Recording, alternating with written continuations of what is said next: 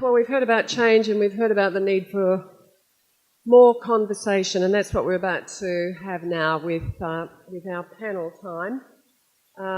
As you can see, we have a number of panellists about to join me on stage. Rhiannon and Ashley have certainly set the scene, and there's plenty of meat on the bone, plenty to talk about in this session. We have until 1:30. I have set questions for each of our panellists, but I'm hoping that after we work our way through that there will be an opportunity for you to ask questions of your own. Now, you've already met Rhiannon. Let me introduce our panellists to you one by one. First, I'd like to invite to the stage Phil Crane from the University of the Sunshine Coast. Welcome, Phil. Phil's an Associate Professor of Social Work and Program Coordinator for Social Work and Human Services. He's the lead author of numerous practice guides for youth, drug and alcohol practice and research in human services. He has a particular interest in supporting Indigenous communities and works closely with the Aboriginal community at Cherbourg. Next panellist is Katrina Jefferson. Katrina is here she comes. Never discourage applause, Katrina. Katrina is the Community Legal Education Officer at the Youth Advocacy Centre, presenting legal information sessions to young people aged 10 to 18 at schools, in detention centres and various other venues. Katrina has previously been with the DPP, Legal Aid, CCC and the Department of Education and Child Safety. Please welcome to the stage Belinda Cox.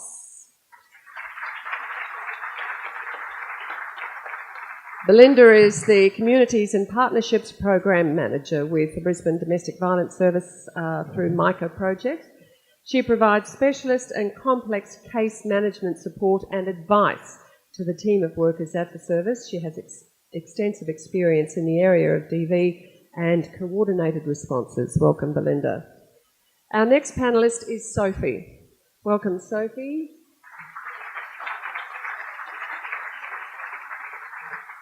Sophie has worked in the DV and sexual assault space in various positions as both practitioner and leadership levels in women's refuges and crisis response services in New Zealand, in Cambodia and now in Australia.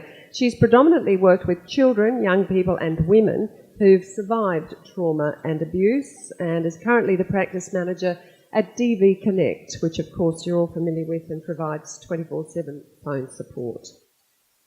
Caitlin Pobke. Caitlin, welcome.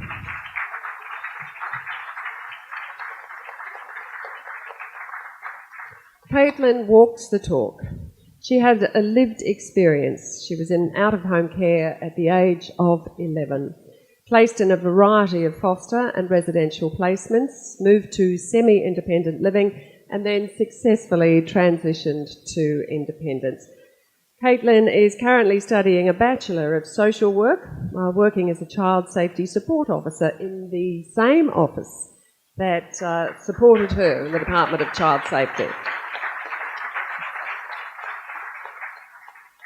Lovely story. Welcome, Caitlin. Lydia Walker. Welcome, Lydia. Lydia will also be talking from experience. She's a 20-year-old uni student studying justice and human services. Lydia has a history of homelessness due to family violence. She's passionate now about advocating for young people in a similar position.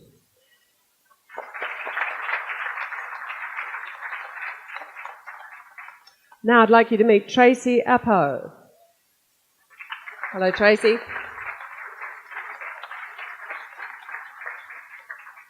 Tracy is a family wellbeing practitioner at Yakadago, Kurbingai. Tracy identifies as a Waka Waka Cobble Cobble descendant, an Aboriginal, South Sea Islander and Sri Lankan. What exotic blood.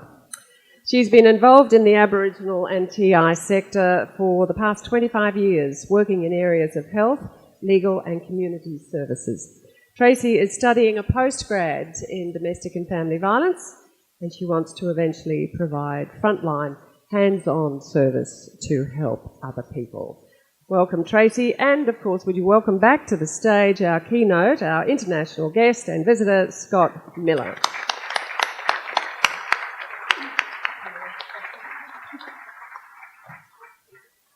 I'm going to settle in here for the conversation. And if I may, Tracy, can I start with you? I have to start somewhere. We'll get it out of the way. Tracy, responding to domestic and family violence in Aboriginal communities is said to require a different approach to mainstream responses that are offered. Would you agree with that? And if so, why?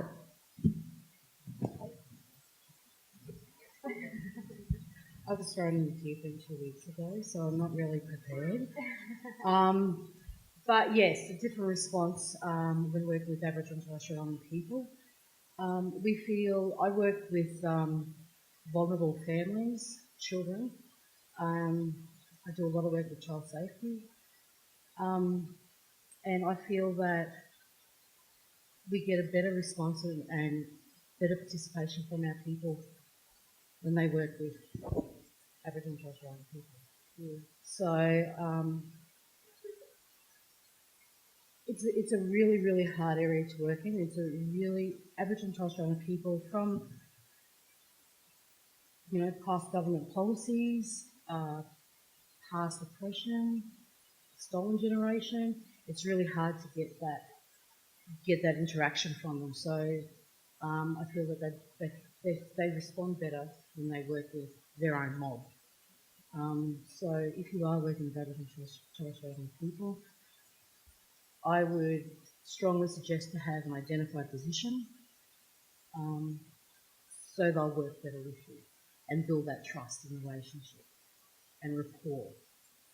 One of the fantastic things that we're doing at the Bingo next week is we're doing a DV workshop with all age groups of Aboriginal and Torres Strait Islander women, from young women, teenagers, right through to our elders, and it's about talking about being open and talking about domestic violence. And then we're going to have a showcase where we're doing a video and we're going to have a showcase. So it's about opening that conversation and prepping and supporting our women to talk about.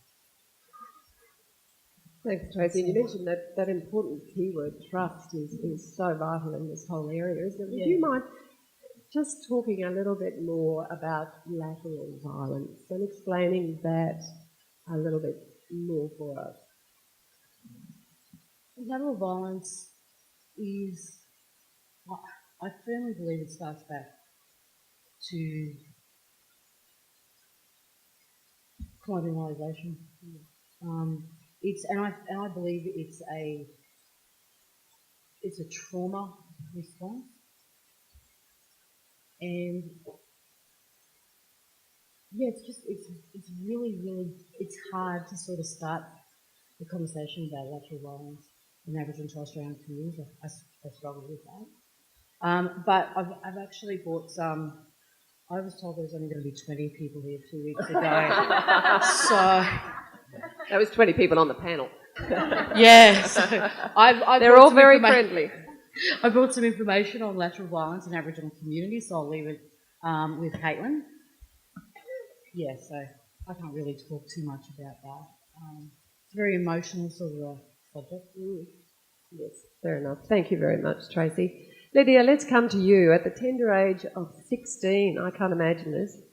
At 16, most young people are busy socialising, maybe studying at school, certainly checking their Instagram accounts. What was it like for you in the moment when you realised that it was unsafe for you to return home?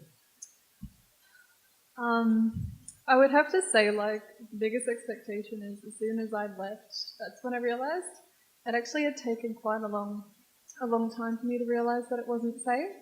I had left because at that point in time it was an immediate threat, as well as some threats that I'd be kicked out anyway, so I thought, what's there to lose? So for me, the moment I kind of realised it was more over time, because for me it was, I didn't know what a healthy relationship was, what it meant to be in a healthy household. I didn't know that what was normal and what was not normal. So the ways we might see what is violent, for me that was seen as punishment. For me, living at home was more of this just overwhelming kind of sense of guilt. So it's hard to kind of explain it that way. It's just more, I came to the realization when people around me were telling me, no, that's not okay. That's not a healthy relationship. And it was really hard to come to that because then I was just trying to kind of figure out what did that mean for me personally. Like as someone who grew up in that situation, it's like, wait, that's not normal. So what is normal? What should I expect from a parent? What should I expect from the people around me? And I was trying to come to that understanding, which sadly I'm still trying to learn. Yeah, so I'd have to say it's just something that I've kind of realised over time, more than one instant, yeah. It must have taken a great deal of courage for you to leave. Yeah, well, I mean, it was probably just one of the most scariest experiences. Because at that time I was like on the night that I had to leave, I couldn't have my father find out. So I had packed the bare minimum. I had to leave so many things behind, and I had to hide my bags around the room just in case he wouldn't walk in and find out. And I had to pick a day where I know he would have been outside of the house. And the scariest part was actually the person who was driving me to the shelter was late. So for that moment, I was just freaking out because I didn't know what would have happened, but luckily enough, he was there. I grabbed 2 or 3 bags and I just ran for a car. And it was just kind of like, as soon as you got into the car, just shock, because you don't know what to do now and you're worried, like, because once I got into that car, I can't go back. Yeah. I'd like to come back to you later, Lydia, and just talk about the support that was there for you and your experience with it. But Belinda, would you agree with the statement that children and young people, such as Lydia, are the invisible victims of domestic and family violence? Do you think that's the case in your experience? I think that's very much the case, and we are seeing, to be quite honest, domestic violence has been so invisible in our community for such a long time. We're just starting to get a grip on the idea that it's not a private issue, and frequently people do, perpetrators of violence do see their children the same way they see their partners, as their possessions. So it's really it's all, I guess, it's all a part of the same issue. It's that dominion and power over, and really acknowledging that children and young people are a very large component. And, you know, just because they're in the other room doesn't mean they don't see it and don't hear it. You know, it is something that needs to very much be acknowledged, and that actually needs to also be acknowledged by our judicial systems, by courts, family courts and domestic violence courts. We really need to start acknowledging that children are not only impacted by being around domestic violence, but being around a period of homes where there is domestic violence occurring. There's actually child abuse occurring as well, and that's that we know of. So, you know, it goes hand in hand. It's that where there's smoke, there's fire. We should be examining cases where there's domestic violence. We should be having a lot more close examination of what's actually happening to children.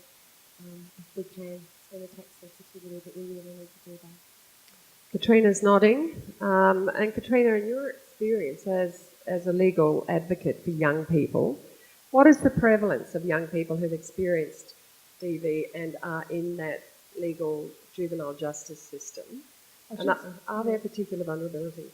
I should start with a correction for the record. I wouldn't describe myself as an expert in relation to young people, DV and the law. What I would say is I'm very well connected to professionals who are highly experienced and who've given me their generosity and allowing me to mine them for some information to support my engagement here today. So I just wanted to put that on the record. Next best thing. I'm a lawyer, that's what I'll do. Okay, now, having said that, I'll go on to just talk off the top of my head. I mean, clearly there can be no argument around the fact that there are a number of risk factors which, if they're present in the early life of a young person and a child, will make them more likely to engage in behaviours that would be seen as criminal and law-breaking. That's apart from the normal developmental and adolescent tendency towards pushing limits, exploring boundaries and rule breaking. It's also eminently clear that exposure to trauma, and I include domestic violence, so there is a primary victim or a secondary victim, exposure to trauma is a clear risk factor, a significant risk factor. We know that around 80% of young people who are involved in the justice system are known to child protection services. That's not a statistic that has waxed and waned. That's a fairly consistent reflection of how the systems intersect. So that means at one point someone has determined that the circumstances the young person is living in are sufficiently concerning to them that they've notified the state around it. Always usually the state has taken out an order to remove that child from that situation, and everything in between. And I am speaking without the benefit of access to specific stats around this, but I would say that a significant proportion of those notifications would relate to instances of domestic violence. Right.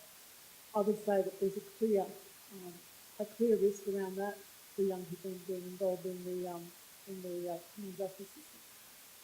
Just delving a little bit deeper around that, and harkening to what we've heard up to now about young people fleeing situations of domestic violence at home, the mere fact that they are fleeing into homelessness creates an additional layer of risk for those young people because of the situation they will be in. So it leaves them exposed to predation, to involvement with general antisocial behaviour, to exposure to drug abuse, to substance misuse, and first and foremost, visibility to police.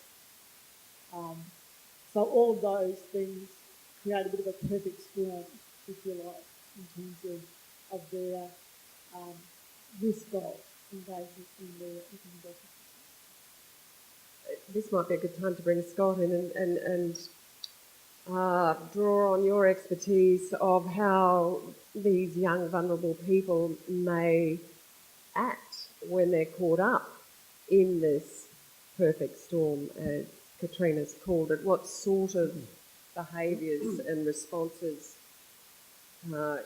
can or have you seen and can we expect to see? Yeah, it's. I think the thing that those of us who are intervening need to pay attention to is the great diversity of how children respond to this. Sometimes I see where we get this notion that we think that there's a particular way that the child needs to respond, and if they're not responding with that framework, then somehow they're not afraid, they're not victims, they're not. And so, you can have in one household a child who is using violence the way that his father's using violence because that's become the currency of the home. If you want to get something done, then you're violent. That's a way to respond to the violence, and sort of seeing that child as an offender the way he is, the way his father is. It's channeling through, and so, and then you've got a child who completely shuts down and is afraid and stops talking, and that can be the brother in that same house. So, I think what we do, and I think the theme of virtually everybody who's spoken today is that we need to listen to this person that we're talking to, how they put their world together, and together be teacher learners with them. They're teachers and they're learners. We're teachers and we're learners, and together we can discover. I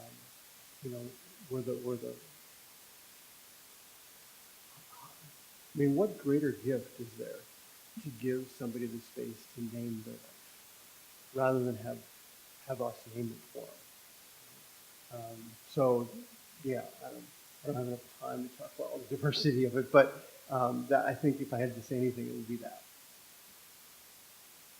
Thanks, Scott. And I think I know the answer to this, well, we all know the answer to this next question, but in your learnings and the Duluth model, do you see young people as a particularly vulnerable group in the domestic and family violence setting?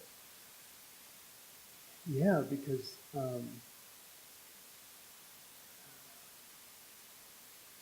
I mean, I'm just, Lydia, you're talking about the courage to leave. I didn't have that. I mean, I could not have done what you did. So that's,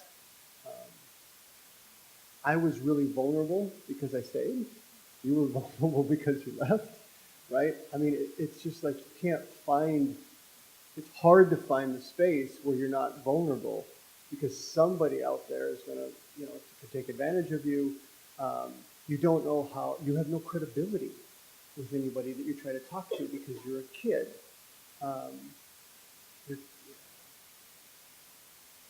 Yeah, I mean, it's I see kids taking responsibility for what happens. If I think back in my own life, I think in my own mind's eye, I look like I should have a lot more agency than when I think about how actually little I was and how little influence I actually had. But in my mind's eye, I think, I should have been able to do something. I should have been able to say something. So then I take on things that aren't mine, which when I went to school, I was bullied mercilessly because of all. I mean, I had no boundaries. I had no way of saying no. I had no way of pushing back against anybody. So I was vulnerable every place I went. Yeah, I'm not sure if I'm answering your question. So we see them as is there enough attention perhaps on, and again, I think I know the answer, on this group, young people at risk of EV? No, I think we heard kids a lot. We shuffled, we heard them, and we decide for them about what they need, and they just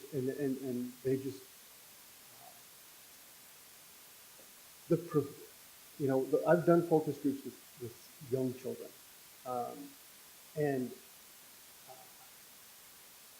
the insight, the profound insight they have about their lives and what they see, they can help us figure out how to design these interventions. They know what they need. They know what they're afraid of.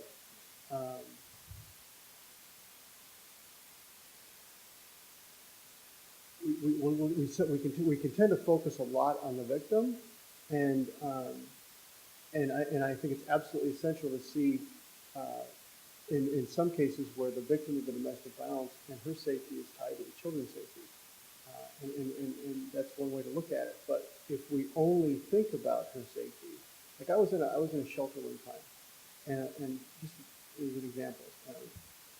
The woman goes in, she has an intake worker. The intake worker takes a bunch of information down. Then she gets shuffled off to an in-house shelter worker, who's now her worker. And the kids get shuffled off because they have a worker. There's no holistic way, right? So as the mother's going off to her group, then the kid is in a room with a different worker, and the child is finally had it and sits down and just starts crying. And the worker says, "You have to come with me." And he says, "I don't want to." Screaming, "You have to come with me. I don't want to. You have to come with me." It's like, why don't you ask the child why they don't want to go? Like, just start with where people are at, and we'll know what to do. But when we don't start with where people are at, we shuffle them, we herd them, we do what we think. We take care of their physical safety, and we think we've taken care of their safety, and we haven't. Because physical safety doesn't equal safety. Thanks, I feel like Scott. I could go on and on, so Yeah. stop. As you say, we shuffle them, we hurt them. Let's bring Phil into the conversation. Now, Phil, can we come to you for some insights into your understanding of how the experience of domestic and family violence the impact that that might have on the worldview that young people subsequently hold. I think others have been talking about this already in many ways, and I'm probably not the best person in some respects to give those perspectives, but I can sort of, some of the things that people do talk about, the research and the narrative, are things that people have been talking about in terms of the deep level of personal impact, and that we need to appreciate that that occurs over a very long period of time. So impacts are massive, they're deep, and they're ongoing. So notions of practice which simply take short-term understandings of how to engage and what's necessary are most probably not going to line up very well with the sort of impacts that people have experienced. There's been a lot, very little recognition around the impacts of witnessing domestic and family violence as opposed to being a direct victim. And yet, there's a fair bit of evidence to suggest that has massive impact. I think numbers of people who've talked about complexity and about how you can't make assumptions that one person's situation or experience is similar to another. And that's incredibly true. I think if we start to push that right out and say, well, when things are complex, what implications does that have for how we then need to engage with them and treat them? Then notions like you can only start from where they're at become absolutely self-evident. Because when things are complex, they're unpredictable. When things are complex, little things might be really beneficial, and really big things we think of them might be really ineffective. So we have to work out how do you work with highly complex areas where there is enormous but where there are very powerful narratives that have some consistency around isolation, anxiety, disconnection, a loss of faith in relationships that people are talking about, but which you can't assume they manifest in the same way. And so I think that the other thought from complexity thinking I really like is the notion of edge of chaos. And this suggests that when things have been really complex and people have been impacted deeply by them, that they may get to a point where things look as if they're going okay for them. But if we assume that just because we can tick off the box, that okay, they're in the house now, going to school, blah, blah, blah, well, hey, isn't that great? Haven't we reached the outcome? Tick the box, blah, blah, blah, blah. Now out of it, because it doesn't look like there's any real justification. The research that we did on young people and homelessness in Victoria and Queensland suggested that really little things like a young woman could be in a house that was going really well for her, but there was some re-engagement from the previous part. Some re-engagement that just meant the whole things just went really, really bad again, really fast. Whereas the day before, things had looked really good. These have really big implications for how we structure our service delivery because the impacts are long, they're deep, and they're significant. Thank you, Phil. You mentioned the importance of engaging with young people, and DV Connect certainly is at the front line of engagement. So, Sophie, can you tell us just a little bit about DV Connect? How many calls, for instance, would you take a day? What are the main requests for assistance? And is there a big demand from young people who come to you?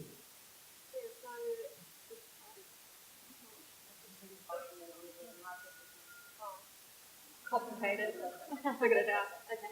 So, DV Connect, we get a huge volume of calls. We get over 100,000 calls per year. So broken down, that could be anywhere between 150 to 450 calls a day. It really depends and it really fluctuates. In terms of the sort of services people are predominantly seeking, of those calls, about 25% lead to crisis intervention. And when I say that, that means access to immediate safety. So So that's an urgent response that's required.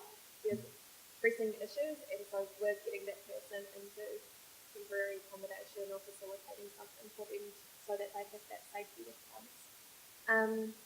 With young people, we don't get a large volume of calls from under the age of 20.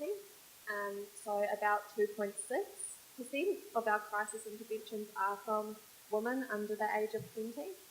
But in saying that, when we've got, for example, 40 women in motels across Queensland, generally there's about 60 children as well. So, of course, like recognising that children experience violence as well, and lots of people here have already touched on that. So, yeah, definitely see a large number. We are supporting a large number of young people, but women accessing our service under 20 years old, smaller. And sorry, so did you mention what are the main requests for assistance? So a lot of it is counselling, support, information, referrals to other services.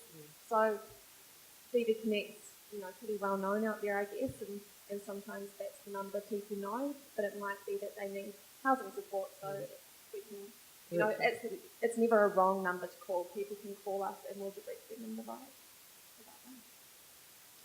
A few more questions for our panellists, then I'm keen to throw it open and hear your questions. Katrina, how does the justice system, in your view, respond to young people? Does it take into account their particular needs? For instance, is any related offending given leniency? Are learned behaviours understood and possibly taken into account? And is counselling and healing offered? Few things to unpack in there. Does it take into account particular needs? As one of my erstwhile colleagues once referred to it, the criminal justice system is just a system. And it's a particularly rigid system. And there are immutable thresholds in relation to the way the courts operate and make their decisions. The court is not a therapeutic space. The court is an arm of government that is set up to interpret and apply the legal system. Does it take into account the particular exigencies of the matter before it, including the individual before it? Absolutely.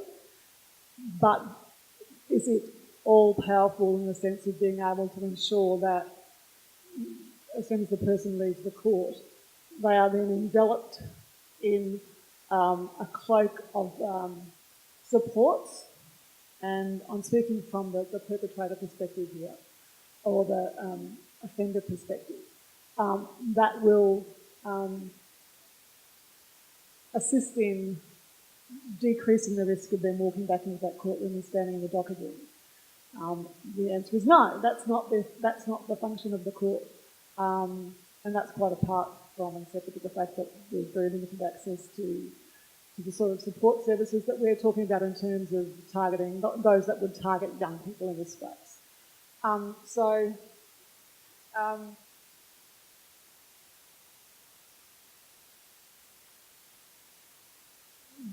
The complication, I guess, in relation to young people, for example, who have fled domestic violence and are homeless and therefore transient and therefore have lost contact with community and lost contact with formal structures like education, is that decreases their capacity to engage with any formal structure, including, for example, seeing your lawyer on a regular basis for whatever duration your matter is before the court, which can be months. It also leads to the potential for a young person to admit culpability quickly to avoid further engagement, because it's more expeditious to do that, which leads to an outcome which is unjust for them. Expeditious for the docket and the court, gets the numbers down, but doesn't necessarily fulfil the exigencies of what we would expect from our criminal justice system. A young person who is experiencing homelessness as a result of the domestic violence or other, their story will not necessarily follow them if they're moving around, if not in contact with a lawyer who is their lawyer, who they can regularly, who they are regularly seeing at court when their matters are being mentioned.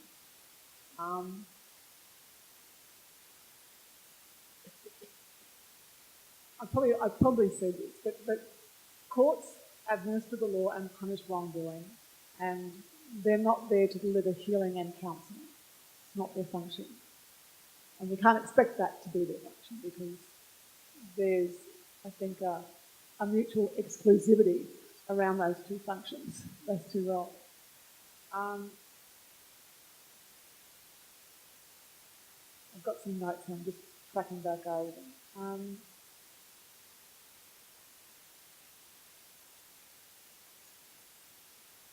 Do you want to take a moment, Katrina? Yeah, And can you just, have you got anything sort of not said that or not answered that you want to put back on the table with me?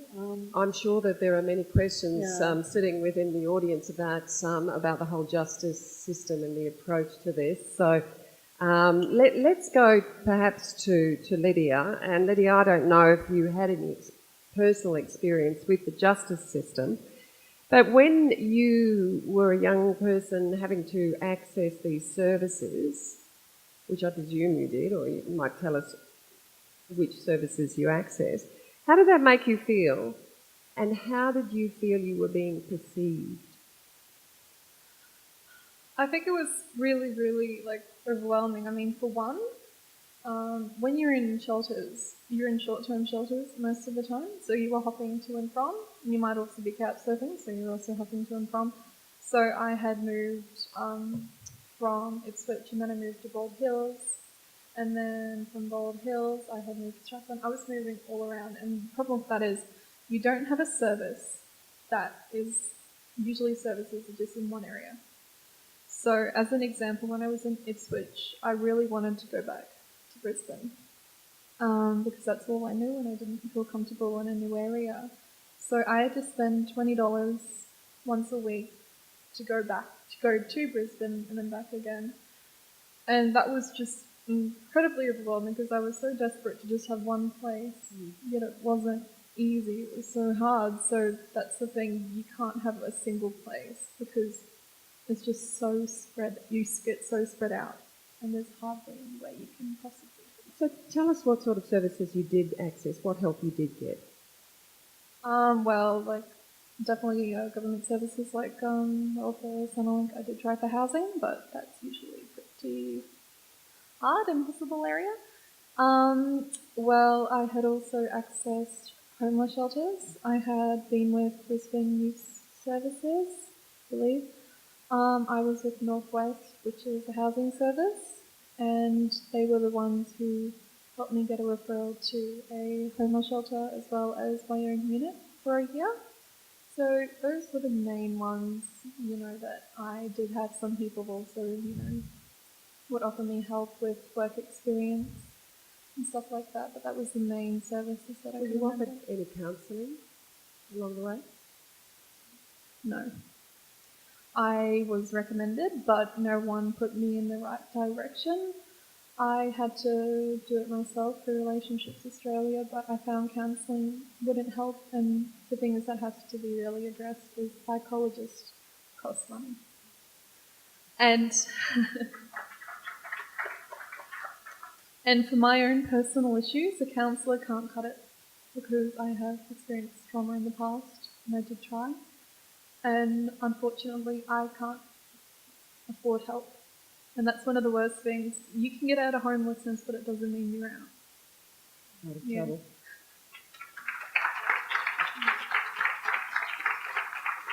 How are you travelling at the moment, Lydia?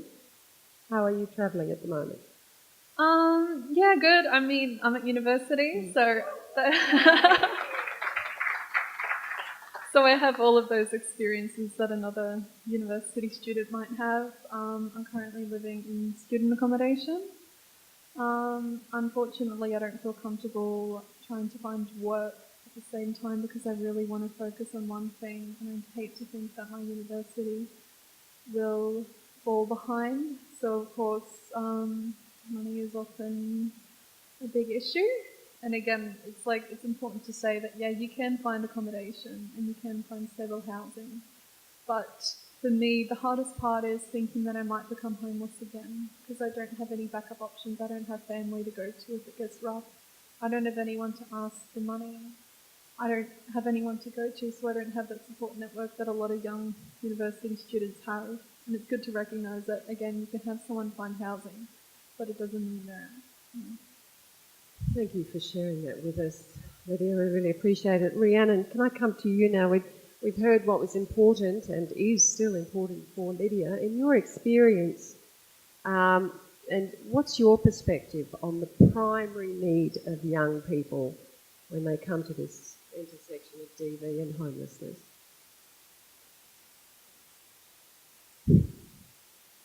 It's a test for each of you. Thanks. Yeah, I think that we've heard very clearly that we need to listen to each young person in their unique experiences and not dictate to them what they need. So I think I'm kind of a little bit wary of saying what the primary need of young people is. So I can talk, I guess, from a service provider perspective, acknowledging that it's not from a young person perspective. I think that what young people probably needed was earlier intervention to avoid getting into homelessness and being exposed to violence in the first place. Once they're there, well, of course, then they need safe, stable, affordable and sustainable accommodation. And they need to stop falling through the gaps. They need to stop being told by services where they go for help, I'm sorry, you're too hard, you're too risky, or you're too not our funding.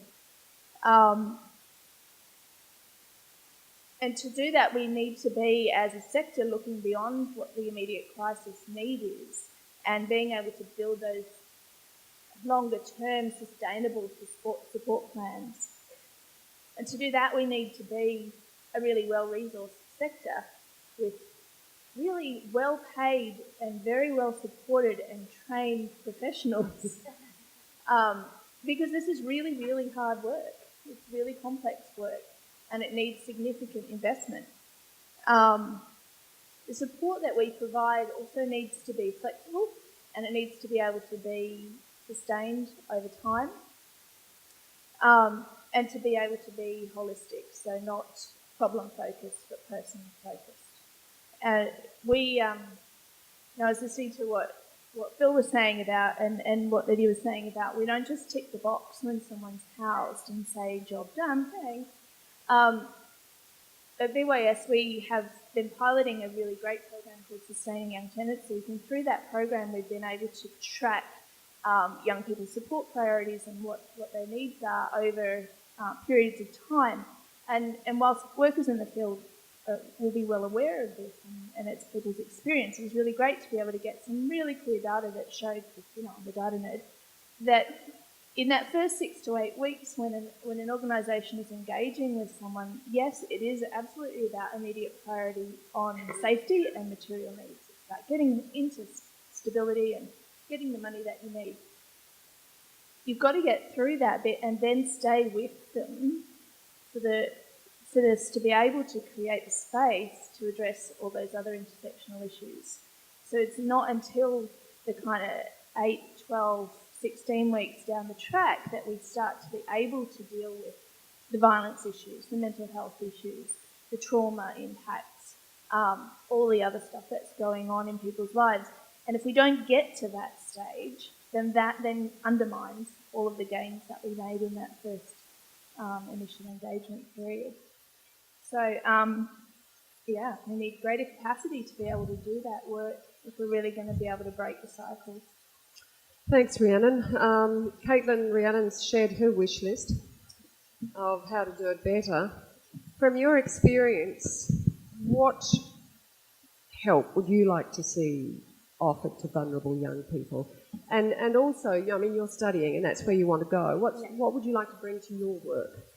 So from a child protection experience, because I was a bit worried coming here and I was like, what am I going to offer? But I think it's looking at what was it that worked in a child protection and how's that going to change, because it's sad, because the statistics is that a high percentage of all the kids, young people that are homeless and experience domestic violence in child protection. So I think it's actually giving that child in child protection actually a voice to, you know, be themselves and actually be separate from their story and not be that child that was from that family. It's actually their own story as well, and they've experienced it totally. Everyone in that family's experienced it different. So I think it's giving that young person a voice and that developing those relationships, like Scott was saying. For me, for my experience, I was lucky to have those people that I was able to go to when I got in a bad relationship and when I was struggling with housing and stuff, that I was able to go to post-18 and say, I need help. Whereas I've got a transgender sister that, you know, through care wasn't given housing because they wanted to put her in a boys' housing, but, you know, so she chose the streets and chose the drugs. So, but if she had that person that listened to her story and actually listened to what she wanted, it would have changed her avenue, and the story could have been that different story compared to the story that she's led. So I think on that, like, taking it into my own role is to never be judgmental, to always have an open ear, and to support, and patience, like, is the massive thing, and never dictate. Like, if you don't believe that young person should go down that thing, just let them walk down there and support them walking that journey, even if you don't believe that's the journey they are desired for. It's, at least if you've got that relationship with them, they can come back to you when you're in that, when they're in the black spot and go, wow, what am I supposed to do?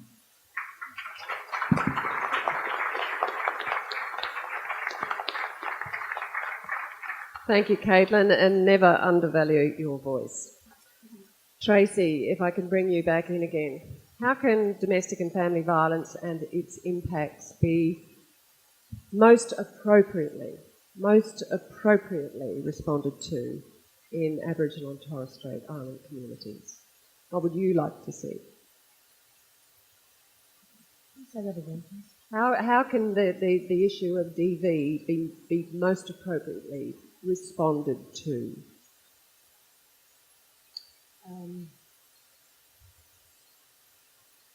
More services out there for Aboriginal and Torres Strait Island. I would say.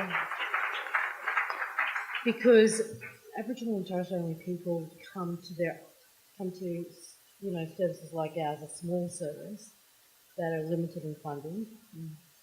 They don't go to mainstream at all, and then they sit in silence. So I'd say a lot more services for Aboriginal and Torres Strait Island families around Palmerston. Oh, everywhere actually. It's the theme that's certainly emerging. Phil, if I can maybe bring you in for one last question, and then let's throw open to our audience. What do you think we could be doing better to give our young people a louder voice and a better response in this space?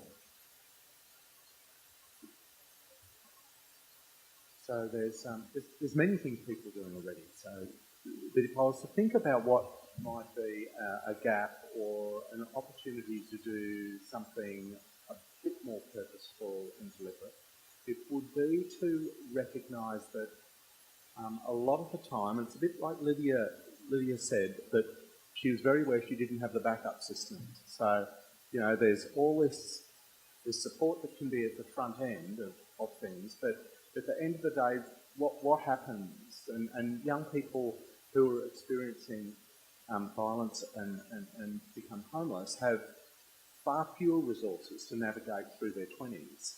And young adulthood takes a long time now. Like, it's, you know, economically we've really pulled the rug out from young people being able to have viable economic life, you know, well into their 20s. And so that they really, you know, where does that support come from? And there's been a lot of,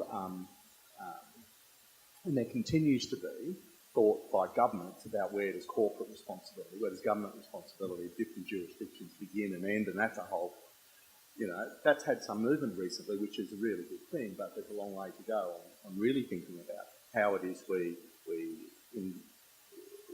we accept our social responsibilities to young adults who really don't have the capacity to be living independently and having the resources to make independent decisions that are in their own interest. So anyway, so that's a bigger picture there. And I think that's a social justice question our community has to face about the position young people faced in, and these young people in particular. The other thing I think we can do really recognise, and it's a bit linked to that, is that in the research talks so much about the important role that social support networks play as pathways out of homelessness. And indeed could be in terms of early intervention prevention to homelessness as well, but in terms of the pathways out. And as I've looked at, for example, how it is different agencies structure their job descriptions, structure their assessment processes, structure all various things, it's really clear to me that we need a much greater emphasis on a relational frame for practice. We need to be very, very tuned into where are the opportunities that might exist in this young person's narrative for them to be able to have things that are important to them that can be validated, explored, recrafted, etc. And we know there's both great risk and danger of further violence around, for example, families of origin in some cases. However, we also know that young people desperately want to re-engage and find out about their identity and create their narrative about who they are, and that who is assisting them to revisit, recraft, whatever. We tend to, in relational sort of notions of practice, use very static mechanisms like genograms and things which really map point-in-time notions of relationships. So I'm a great advocate, and we've done some work with Dovetail on looking at how it is we develop more dynamic notions of mapping relationships and who's been important to young people in the past. Who might be people they have resonated with? Where might the opportunities be for them to have, if somebody supported them, and with appropriate recognition of risks and safety issues, and that which can very much exist, how does that get explored? And who does that work? And not only in the personal sense, but then how do we try to support the relationships that young people still have? I had a case last week of an agency that had a brother and a sister who came to an agency who were homeless, and only one was eligible within the criteria of the agency. So it became a choice for this agency, a bit like we heard earlier with a shelter example, of we actually end up splitting up people. We actually end up undermining relationships because of the way we have structured our thinking about service systems and programs, often in entirely simplistic ways, which make a whole bunch of assumptions about what's important and have over-individualised the person and not respected their relational world and the importance that could potentially have for them in the longer term. Implications of that is that I think that many of the NGOs are doing this and have been doing this for ages, and that is they basically go, well, look, we're funded for this, but the scope of practice necessary to actually do good work here and actually support this young person requires us to go outside the square. So we've either got to do that by pillaging our other resources from other parts of the agency to make up job descriptions that make sense, or whatever. I'd really like to see some much richer conversations between governments, funders, agencies, peak organisations, young people, creates, etc. Programs, services, job descriptions and the organisational structures that actually allow for the sort of flexible, relationally based, person-centred approaches that are capable of dealing with complexity in the face of simplistic often systems, the reports being a pretty good example.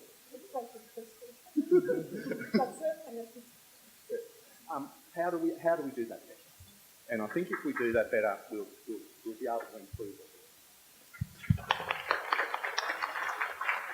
Thank you, Phil. And on that enlightening overview, I think it's time to open up. Let's loosen the conversation up a bit. And panellists, please feel free to chime in. Let's take some questions from our lovely audience. Can I ask you please to stand and this lady had her hand up first. We know you're from Toowoomba via New Zealand. If you wouldn't mind identifying yourself, so your name and where you come from, where you're working. It's Gina Tarpai from Toowoomba, and what area do you work in? For Act for Kids. So I'm the domestic and family violence practitioner specialist embedded in the IFS program out there. Nice to meet you. I'm an ambassador for Act for Kids. Our region's from Toowoomba right through to Cunnamulla, and our team's grown. We're running 3 programs, an early intervention and prevention program, the IFS. We've got the PAL, that's the early intervention and the educational program that's just rolled out, and the ACS. Yeah. And who would you like to put a question to? So my question's to Sophie and Tracy. Sophie, you mentioned that you have a very low percentage of young people that ring into your service. With our region, we have quite a high percentage of Indigenous young people under the age of 20 with domestic violence issues, or they are part of a family that have that. So out of that 2%, what percentage is that as Indigenous? I don't know out of the 2%. I can tell you. I'm just failing it though. This is really loud. Is this loud? This one's working, it's okay. So out of all our incoming calls, 10% identify as Aboriginal or Torres Strait Islander. However, out of all our crisis interventions, so those ones that require access to immediate safety, 25% are Aboriginal or Torres Strait Islander. Oh, wow. So, Tracy, we have a team of over 30. We have six identified workers that work with our Indigenous clients. So our early intervention that we've been experiencing is not very early. So in regards to our Indigenous families, they come to us in absolute crisis, not just something that's happened yesterday. It's something that's been ongoing, and it's probably the 3rd or 4th generation that it's before we even get involved. So my question is, what's the barriers there for them to access something like DV Connect that's quite accessible in these areas? DV Connect is one of the most accessible services we've got. What are some of those barriers that we are missing? There's a huge gap there. By the time we get these families to working within our IFS program, they're almost impossible to redirect into help. We do help them, but it's really tough. It's that breakdown of that shame factor, basically. So that's what it comes down to. It's breaking down that shame factor of going outside your community and outside your family, and reaching out. So it's about having that open conversation in our communities about talking out about DV. But it's definitely breaking down those barriers of the shame factor to get encourage our families to talk. So what approaches have worked that you would recommend? Because we're clutching at straws here. Yeah, definitely. Yeah. I suppose what I do when I work with my families with bingo is giving them all the information and encouraging them, having that talk with them and just encouraging them to go and seek help and seek support. And don't be ashamed about what's happened, It's just encouraging them and keep on supporting them and walking alongside of them, because I go everywhere with my families, like whether it's to the police, whether it's to DV services, whether it's to homeless shelters, hostels. I go with them. I encourage them, and I most of the time am that voice. So yeah, I put that 110% into the families, and it's not just a 9 to 5 job; it's 24-hour job. Big commitment and building trust again. Thank you very much. It's about building that trust and that relationship, and But letting them know they can lean on us. Yeah, Belinda, a quick comment. It's working. Okay. I just wanted to give you some insight perhaps around some of that stuff, and I think there is that shame around going to DV services. Because our service is actually part of a much bigger organisation that has a really strong focus on homelessness, we don't get that many self-referrals of young people, and necessarily people from Aboriginal and Torres Strait Islander backgrounds. Most of those we get through our homelessness services. So they're coming in through the homelessness services, and because they're a part of MICA, it's been a really wonderful evolution to see since we existed before and we've become a part of this organisation, to see the rest of the organisation become much more DV aware. So what they're doing is they're picking up. The people are phoning up to the homelessness services, or they're calling in, and the staff are now picking up. Like, I just had someone come up the other day and he's like, look, I've got this young couple downstairs, this is going on, there's these certain looks, there's something happening, I think there's some DV going on, I just wanted to come up and tell you that I'm going to try and look into it. Have you got some advice? So that is actually where most of the Indigenous people come to us, is via there, and also with young people. We've had a much bigger increase in young people coming through our service, through the homelessness service, than we did before. Traditionally, we had a very small percentage of young people experiencing intimate partner violence, particularly. Thank you, Belinda, and thank you, Tracy. We've got another question down the back. It's more that I just want to add a comment, basically. May I ask your name and where you're from? Ellie James, and I'm from Brisbane. Hi, Ellie. Being a young person, obviously I grew up in a home where I was exposed to alcoholism and I was exposed to drugs, and it wasn't a very good environment. But I'm speaking on behalf of young women and men of, growing up in these types of homes. We don't want to be seen as, young people that are very, very different. We don't want to be seen as people that have gone through really terrible things. We want to be seen as normal teenagers that have, we want to be seen as normal teenagers that, even though we've grown up in these really terrible places, that we come out the same way that another teenager does too. We don't want to be seen as really, it just makes me so angry.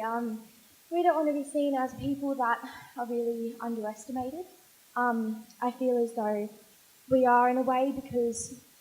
Who do you think is seeing you in that light? I think a lot of people misinterpret that, although we've been exposed to really insane things, that we are still normal human beings, and we want to be seen as normal people. We want to be seen as people that we don't want to be excluded, sort of thing. We don't want to be put in under this subject of, we were people that went through this. We just want to be normal kids, and we want to, continue our life, sort of thing. And I also think that we have these great support groups, and I'm so thankful for them, because this is my worker here, and she's worked a lot with me over the past year. And I don't think I'd be where I am. But I also think that we need to be congratulated, because, you can only help someone so much, but it is up to that person at the end of the day to make a change for themselves. And I feel as though, being a young person, it took me a lot to be able to open up about my experiences, and it took me a lot to be able to be where I am today, finishing my QCE and, my long-term goal of being a nurse, and helping young kids as well. I think that we need to be more congratulated, and good on you for, picking yourself up and dusting yourself off and getting back out there and doing the things that you want to do. I really don't think that it has to stop us from, doing things that every normal day kid is able to do. Ali, thank you very much.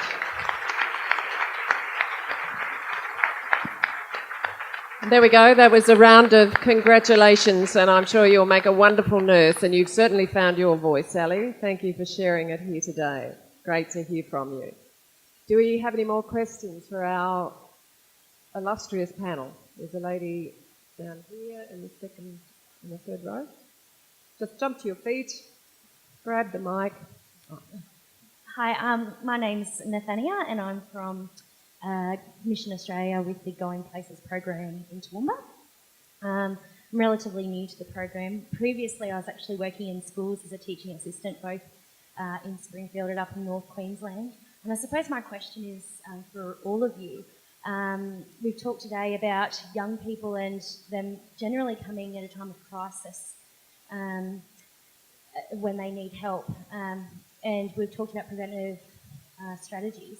I suppose my question is around schools and around, I suppose, are our educators and people who work in schools, do you think that they are equipped to recognise what's going on, for one, and two, do you think their support strategies are in place and do they know about what else is out in the community? Because from my experience, especially working in North Queensland where 80% of our students were Aboriginal and Torres Strait Islander, I felt that it was quite insular.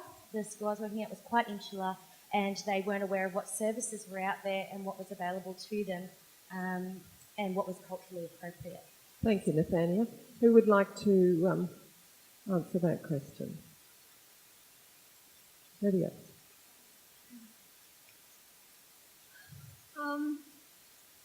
Personally, I never graduated high school. I never got past grade 8, so I never had any experience in that.